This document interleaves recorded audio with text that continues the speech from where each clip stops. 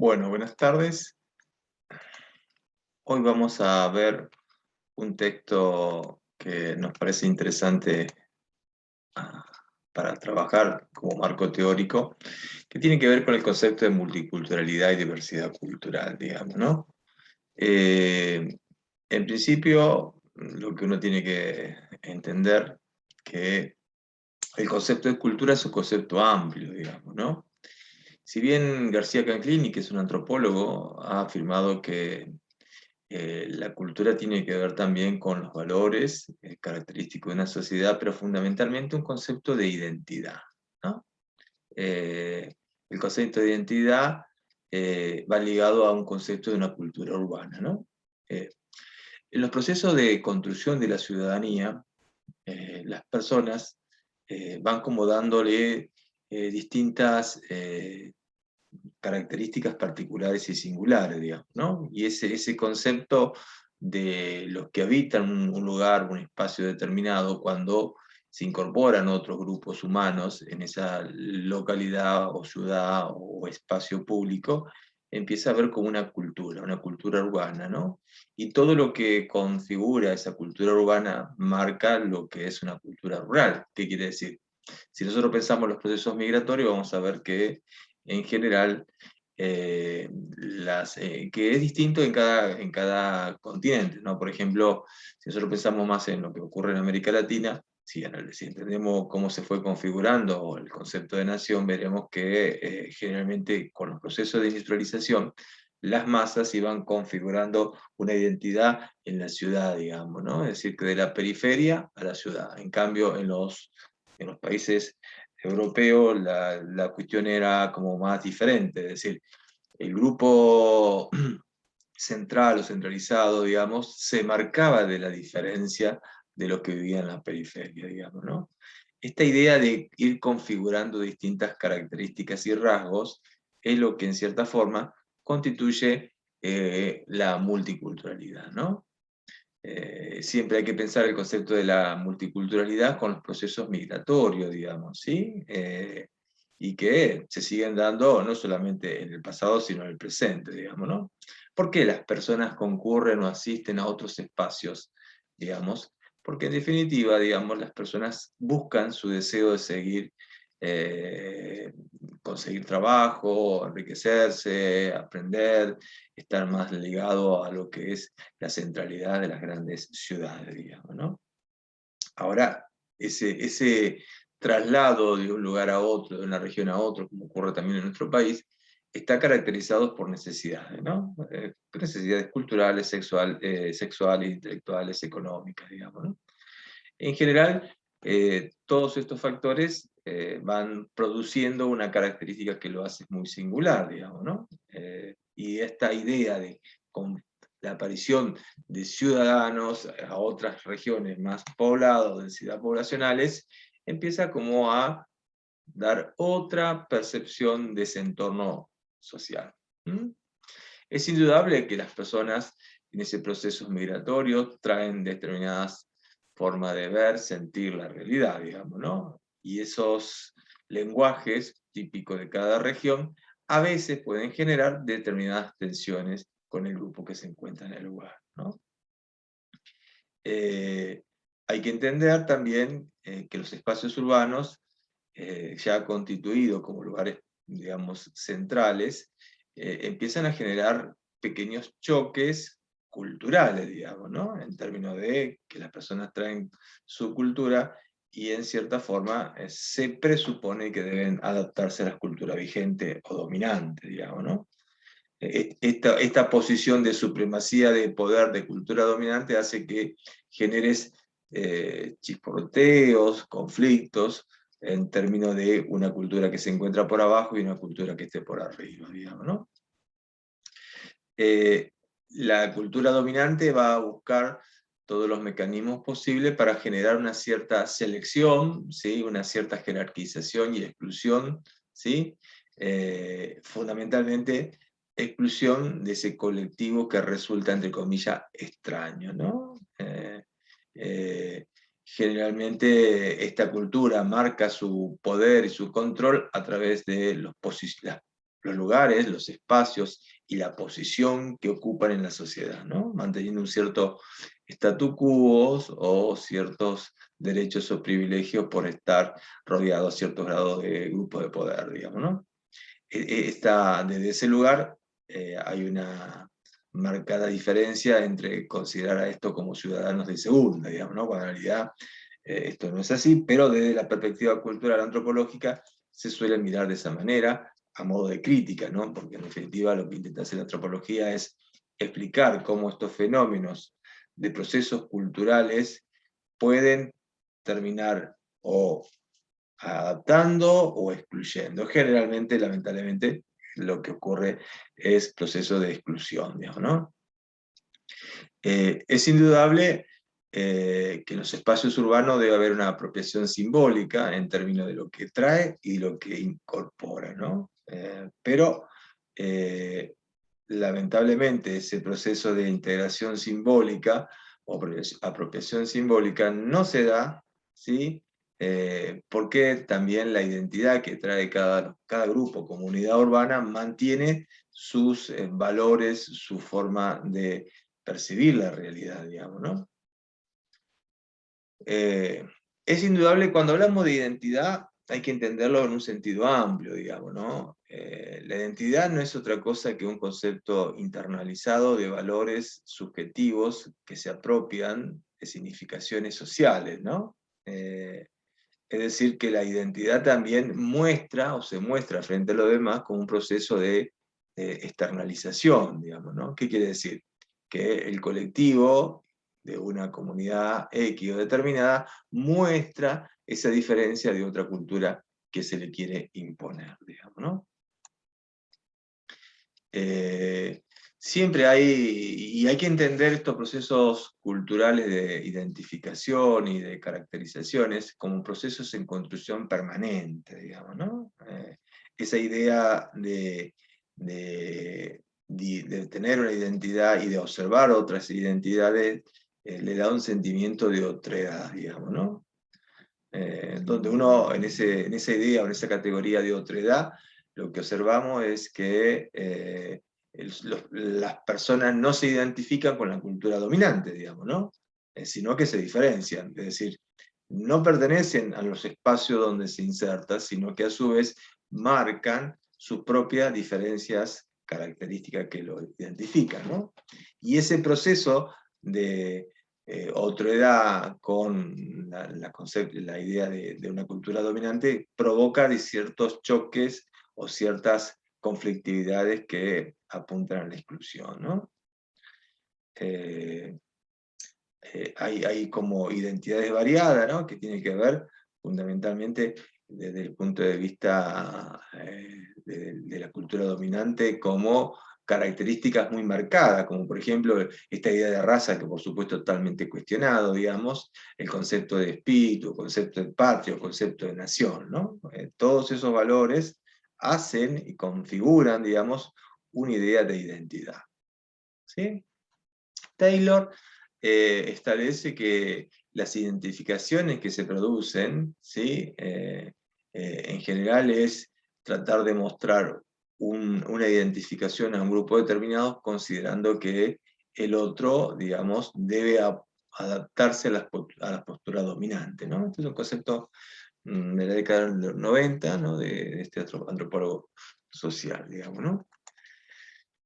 Pero hay otras visiones, por ejemplo, Paul Gilroy, él en la década de los 90 señala que la identidad muchas veces puede ser tomada como algo que viene por añadidura o como un adjetivo cultural, ¿no? Entonces, lo que se intenta hacer es establecer una cultura del poder y una cultura del control, digamos, ¿no?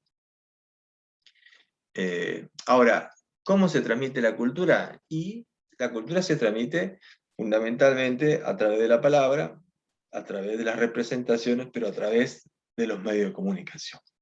¿Sí? La industria de los medios de comunicación determinan qué tipo de cultura se considera, digamos, más hegemónica, ¿sí? Y esta forma de dominación cultural a través de los medios, Giroud lo plantea como una forma de otorgar una identidad, digamos, ¿sí?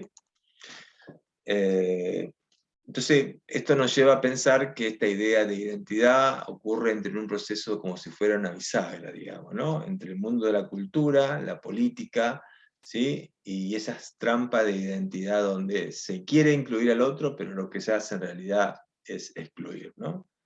Eh, entonces, es interesante nosotros como educadores sociales ver cuáles son esos posicionamientos, digamos, que intentan generalizar una cultura dominante, ¿no? La cultura dominante tiene un espíritu bastante conservador, ¿sí? Y trata de manipular a través del poder y el ejercicio del poder como una coacción política y cultural, un mecanismo de exclusión social. Es decir, que los pueblos, las comunidades, las regiones que no se pueden integrar tienden a ser juzgadas o criticadas o expulsadas, ¿no?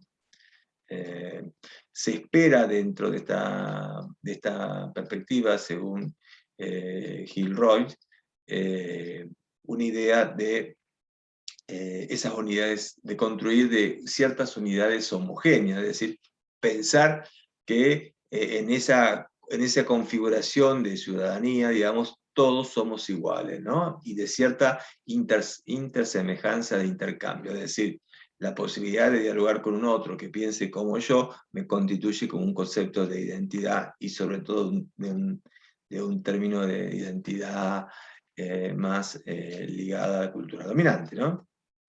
Eh, Hay como factores que se entremañan entre sí, digamos, o enmascaran, digamos, y que tienen que ver con esta idea de identidad y subjetividad, ¿no?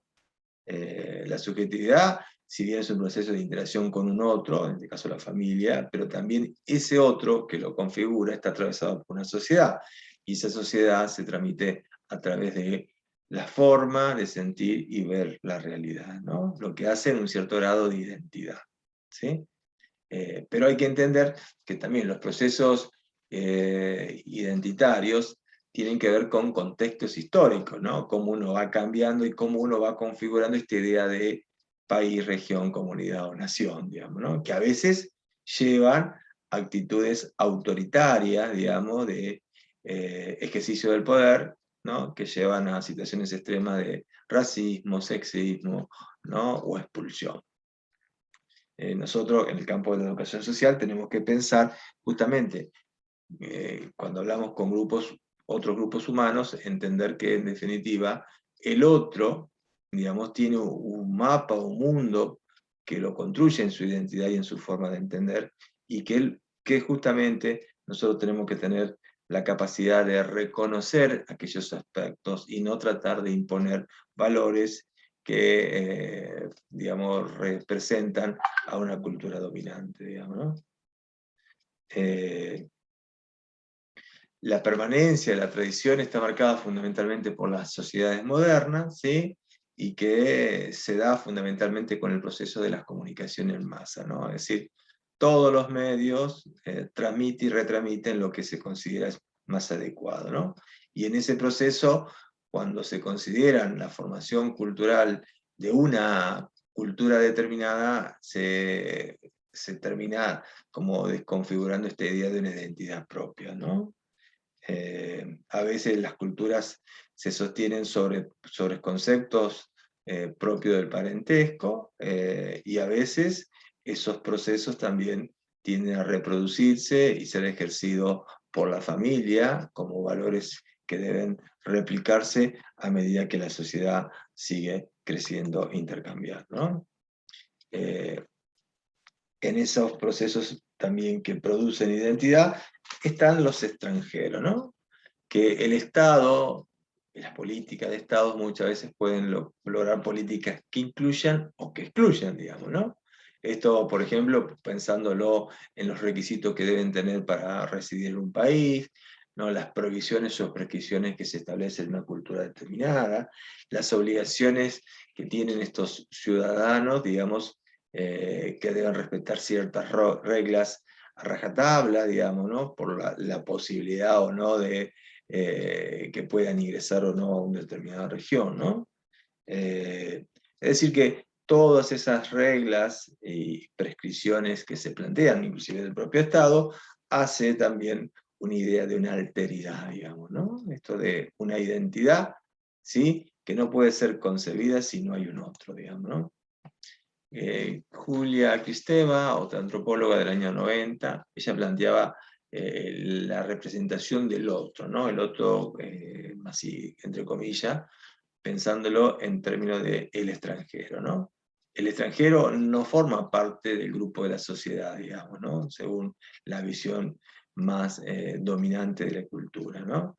Pero sin embargo, hay que entender que justamente los pueblos se fueron configurando en distintas familias, clanes y tribus y en sociedades de mayor poder que ocuparon espacios y que desde ese lugar consideran un cierto grado de territorialidad propia que lo diferencia de los otros, ¿no? Y que a veces esa diferencia de los otros se puede confundir con una idea del enemigo, digamos, ¿no?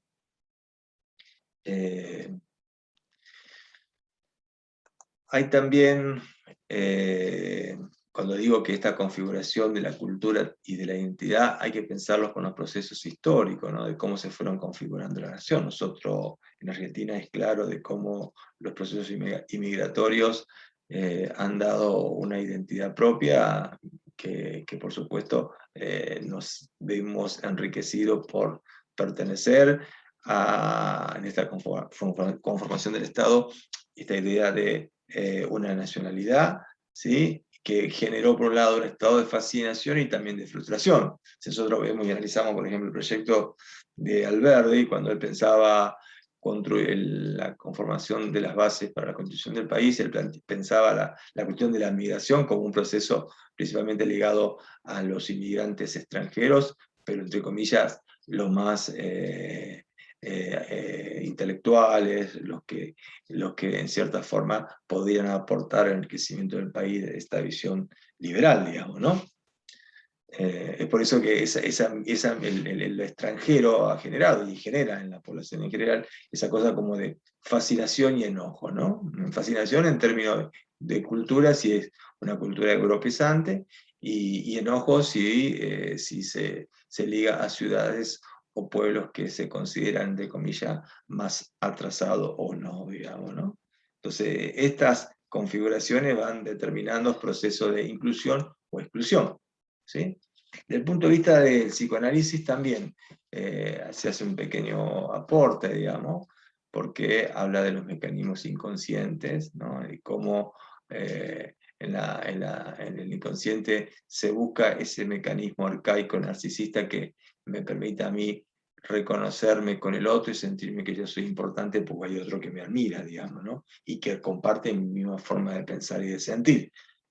Esa idea de una identidad propia, característica más inconsciente, hace que también por la represión, digamos, todo lo que sea distinto a mí, o esté contrario a lo que a mí me gusta, he vivido con angustia, digamos, ¿no? A nivel sociológico y antropológico pasa algo parecido. Lo que a mí me parece que tiene que ver con mi idea, con mis valores, con mi forma de pensar, digamos, ayuda a mi principio de placer. Y lo que resulta extraño o ajeno me genera una perturbación o resistencia, digamos, ¿no? Y esa resistencia puede ser vivida desde el punto de vista sociológico como angustia, ¿no?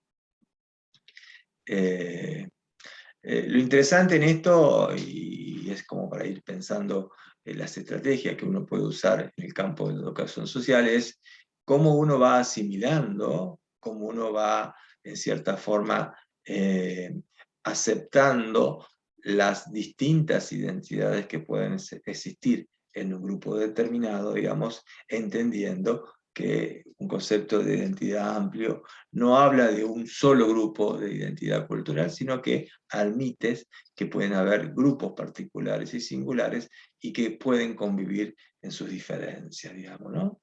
Eh, los grupos de las culturas dominantes que tienden a la exclusión, por lo general no aceptan la diversidad, digamos, ¿no?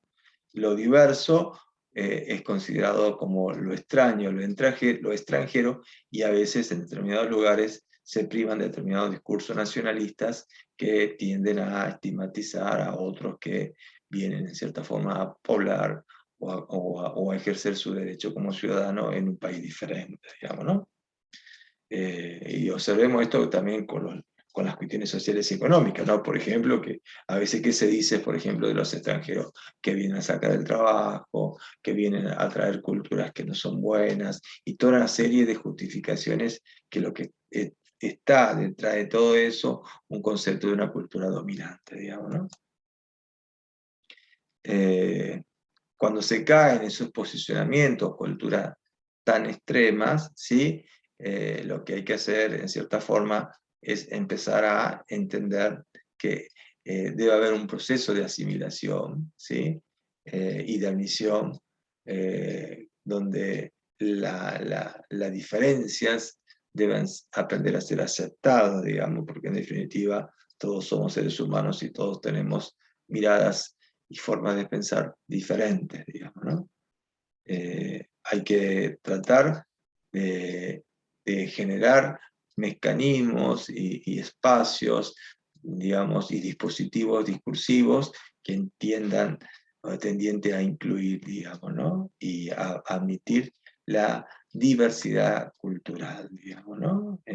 Acoger al otro, admitir como algo distinto, pero positivo, digamos, nos enriquece como seres humanos y a su vez también nos permite esto asimilar, ¿no? Y reconocer que todos somos diferentes, porque en definitiva todos estamos en esa posición de tener un rasgo que nos hace distinto, ¿no?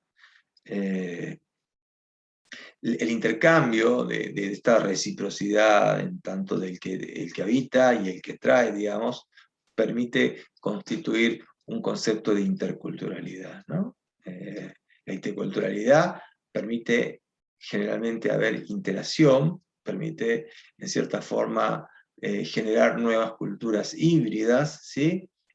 Mestizas, diversas, ¿no? En los centros más poblados, en las metrópolis o cosmopolitas, si queremos decir, ¿no?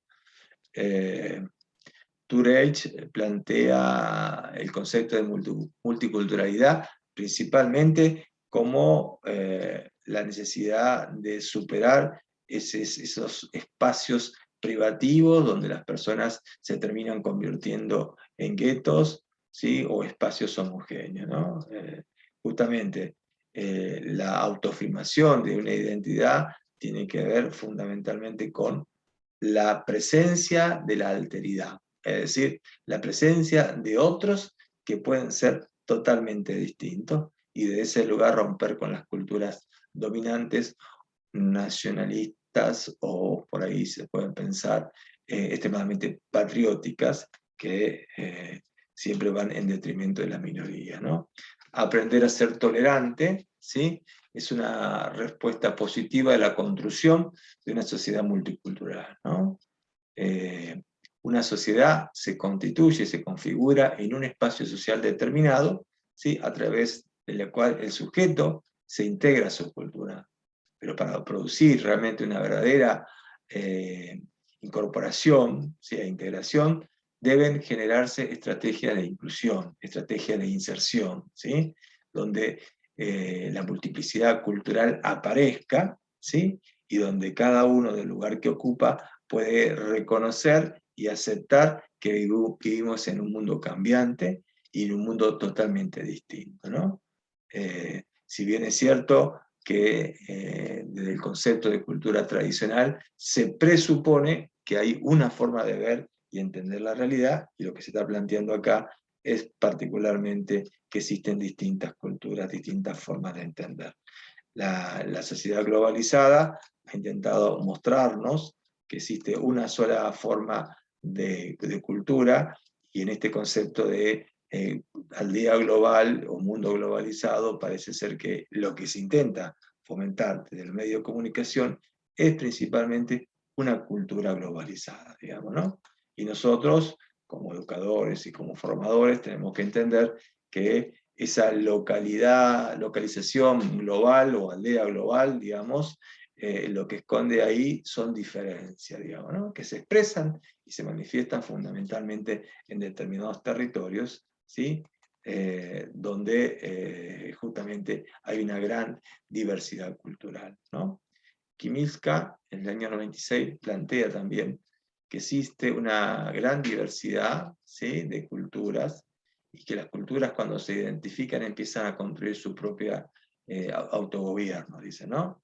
Son las minorías, ¿no?, nacionales, sus características distintivas, lo que hacen que empiecen a construir una identidad particular, ¿no? Es decir, que la diversidad cultural se caracteriza fundamentalmente por procesos de diferencia, digamos, ¿no? Y esas diferencias constituyen grupos étnicos, grupos culturales, ¿sí?, que se integran para reconocer que son parte de esta sociedad, digamos, ¿no? Y que intentan romper de esos espacios de no reconocimiento, digamos, ¿no? Lo que enriquece al concepto de multiculturalidad y diversidad cultural tiene que ver con el concepto de pluralidad cultural, ¿no? Que el concepto de pluralidad cultural nos enriquece, nos permite justamente darnos cuenta que estamos permanentemente en proceso de cambio y que no existe un solo modelo de ver la realidad, ¿no? No se puede pensar en una sociedad homogénea porque en realidad existen multiplicidad de factores y de culturas que las personas deben aprender a reconocer y reconocer sus raíces históricas que los llevaron a tener una identidad particular, ¿no? Reconocer la heterogeneidad de los cambios que constituyen distintas identidades culturales es lo que va a llevar a un trato mucho más igualitario y a un trato digno de reconocer que todos somos distintos.